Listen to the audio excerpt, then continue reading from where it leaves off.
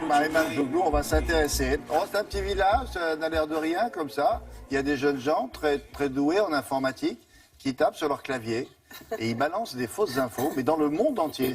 C'est incroyable. Comment d'abord on a découvert cette histoire de... C'est un portail américain, en fait, qui a signalé cette forte concentration, parce qu'ils étaient quand même entre 150 et 200, même s'il y en a une vingtaine qui travaillaient vraiment sérieusement. Vous voyez? Donc ce portail a signalé ça parce que ça buzzait tellement que ça a un petit peu bousculé la politique américaine, voire même ça a contribué à la victoire de Trump.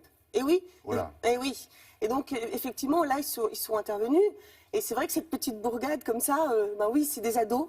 C'est des ados qui ont juste des bases de web et de programmation, mais ils ont juste compris un truc essentiel, c'est qu'ils pouvaient se faire énormément d'argent en faisant très peu d'efforts. Juste en divulguant une idée qui soit assez provocatrice, qui soit vraiment dans le sensationnalisme, et puis en attendant évidemment les clics. Parce que plus vous cliquez sur Internet, parce que vous diffusez l'information sur Facebook, plus vous cliquez et plus vous gagnez de l'argent.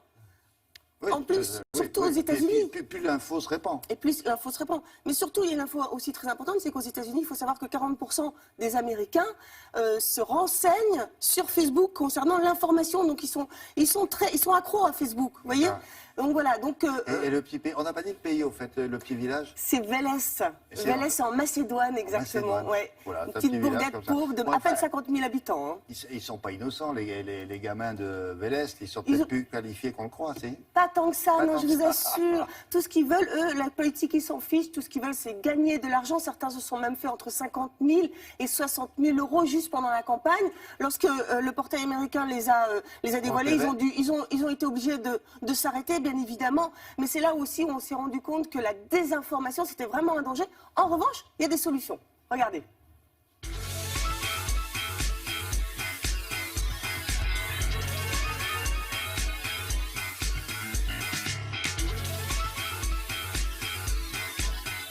En Macédoine, il y a des faux sites d'actualité qui font du business. De quoi il s'agit exactement? C'est une des surprises en fait de la campagne présidentielle américaine. On a vu éclore dans une toute petite ville que personne connaissait jusqu'ici, qui s'appelle Vélès, une quarantaine de milliers d'habitants, plusieurs dizaines de sites pro-Trump. Et ce sont des sites qui, pour beaucoup, colportaient des fausses informations.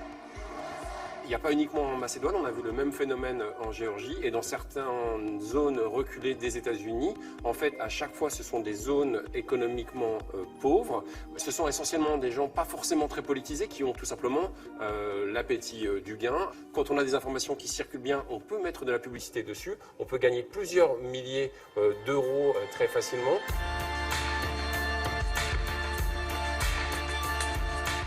On l'a vu encore une fois sur cette information du soutien officiel non avéré, je le rappelle, du pape à Donald Trump qui était partagé des millions de fois. Eh bien, c'était une information fausse et c'est toujours très difficile après de réparer une information fausse parce qu'il y a très peu de démentis. Et puis, on voit également un autre prisme très dangereux des réseaux sociaux, c'est-à-dire que vous ne lisez que les informations que vous avez envie de lire. Facebook, par exemple, va regarder sur quel lien vous avez cliqué précédemment et va remettre plus en évidence les informations qui vont plus vous plaire. C'est-à-dire que le gros danger, c'est de vivre en vase clos. On est de moins en moins ouvert au monde extérieur et aux avis différents du sien.